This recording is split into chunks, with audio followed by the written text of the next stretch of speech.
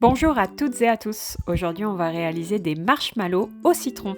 Je ne suis pas une grande spécialiste de ce genre de confiserie, même si la recette est assez simple. J'ai quand même dû m'y reprendre à plusieurs fois car cela mêle un peu de technique et des produits qu'on n'utilise pas souvent. Dans un bol, j'ai donc mis à tremper 4 feuilles de gélatine. Tu peux aussi utiliser de la poudre de gélatine, moi je n'en ai pas trouvé. Pour les équivalences, c'est 2 cuillères à café de poudre de gélatine pour 4 feuilles de gélatine. Et pour une version végé, tu peux utiliser de l'agar-agar, mais il faudra tout consommer rapidement dans la journée car cela ne se conserve pas. Ensuite, dans une casserole, j'ai mis à chauffer 125 g de sucre blanc, 5 centilitres d'eau et j'ai ajouté 25 g de sirop à la pomme et au yuzu que j'ai acheté chez Atelier du Japon en ligne. Si tu n'en as pas, tu peux aussi simplement utiliser du miel ou pourquoi pas un miel aromatisé à la lavande par exemple. Tu mets le tout à feu moyen et tu mélanges, ça devrait fondre assez rapidement. Si tu as un thermomètre à sucre, c'est plus pratique car il faut attendre que le mélange monte jusqu'à 125 degrés Celsius, 257 degrés Fahrenheit.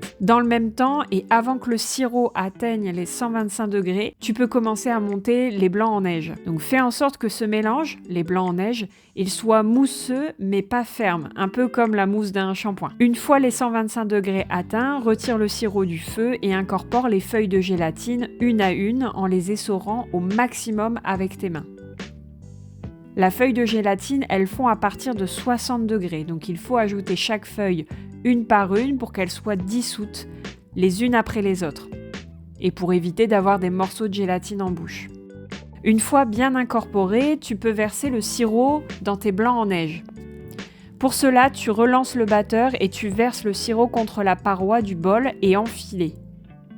Puis, il faut s'armer de patience. Il va falloir battre les blancs d'œufs pendant un bon quart d'heure jusqu'à ce que le saladier soit froid et surtout que le mélange soit lisse, brillant, élastique, qu'il se tienne mais qu'il soit fondant comme une meringue italienne. C'est à ce moment que tu peux colorer la guimauve en ajoutant un colorant donc liquide ou en poudre ou des arômes. Pour ma part, j'ai mis un colorant en poudre jaune que j'ai d'abord dissous avec une cuillère à café de jus de yuzu et j'ai ajouté des zestes de citron vert.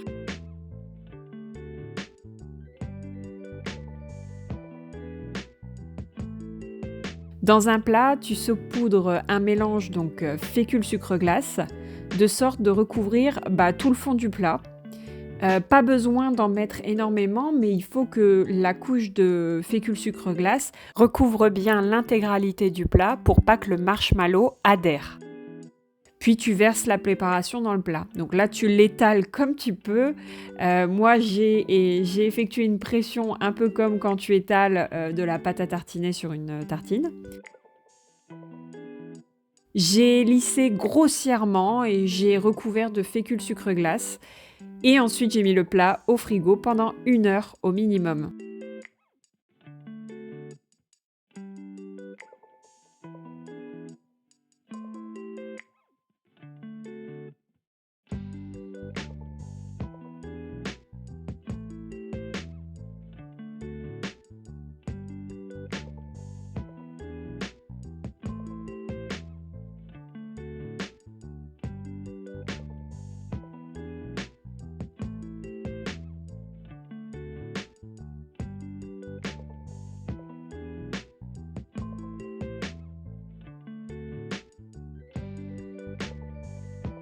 Donc après ce laps de temps, tu peux décoller les bords du marshmallow du plat, le découper et saupoudrer chaque morceau que tu as découpé avec le reste du mélange fécule sucre glace.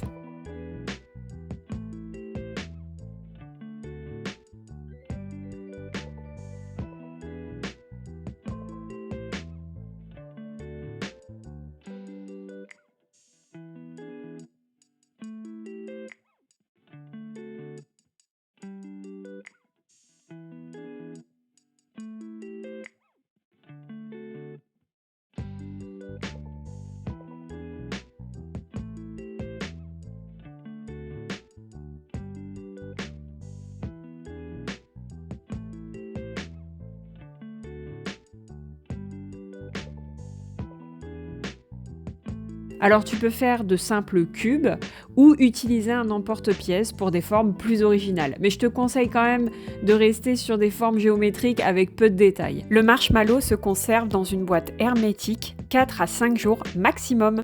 Voilà, bonne dégustation. Si tu aimes la cuisine japonaise mais que tu ne sais pas comment utiliser les produits, rejoins-moi dans la newsletter que je partage chaque semaine. Je te dis tout ce qu'il faut savoir sur les ingrédients, les techniques et l'histoire des produits que j'utilise. Actuellement, il y a tout un dossier avec plusieurs articles sur le yuzu, le citron japonais. N'hésite pas à aller faire un tour. À bientôt!